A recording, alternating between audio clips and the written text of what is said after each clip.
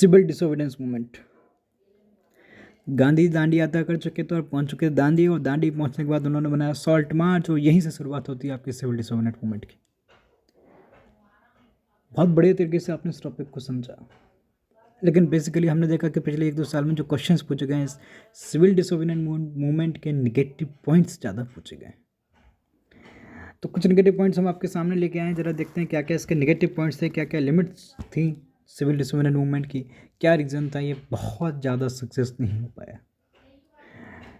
कुछ देखिए, एक चीज़ बड़ी बेसिक से याद रखिए कि यहाँ पे पार्टिसिपेशन तो बहुत बड़े लेवल पे था। अगर हम बात करें वुमेंस की, तो वुमेंस का यहाँ पे बहुत बड़े लेवल पे एक्टिव पार्टिसिपेशन था। लेकिन व्हाट अबाउट द दलित्स? अगर आपको याद हो तो बी आर अम्बेडकर ने यहाँ पे एक सोसाइटी फॉर्म करी थी, डिप्रेस्ड क्लास एसोसिएशन। याद रखिए, डिप्रेस्ड क्लास एसोसिएशन, DCA से आप याद कर सकते हैं। दिस इज यहाँ पे की गई थी, डिप्रेस्ड क्लास एसोसिएशन फॉर्म किया गया। और इसमें हुआ क्या?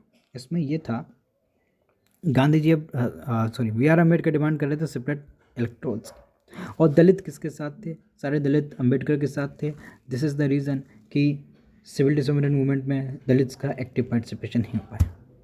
सेकेंड हम बात करें पार्टिसिपेशन ऑफ मुस्लिम्स पे। देखिए, limited participation of the Muslims. Muhammad Ali Jinnah यहाँ पे आ चुका था, मुस्लिम लीग पार्टी थी, वो कंटिन्यूसली डिमांड कर रहे थे सेपरेट नेशंस की। और ये भी एक बहुत बड़ा रीज़न रहा कि मुस्लिम्स ने भी सिविल डिसोबीडियंस मूवमेंट में अच्छा खासा पार्टिसिपेट नहीं किया।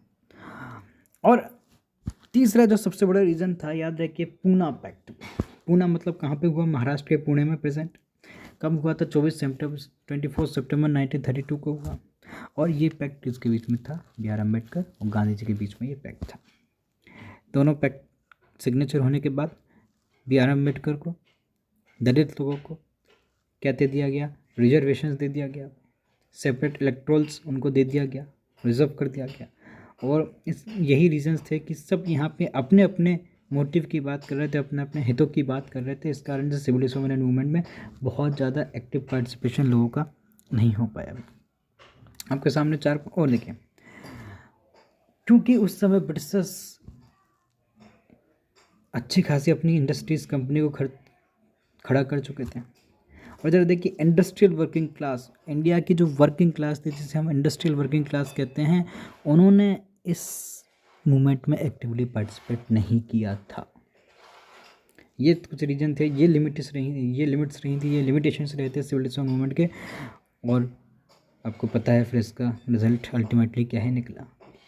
बहुत ज़्यादा सक्सेस नहीं हो पाया। जब इसको रिलॉन्च किया तो ये अपनी पॉपुलैरिटी खो चुका था, और हम फिर आगे जाके ये मूवमेंट बंद हो गया।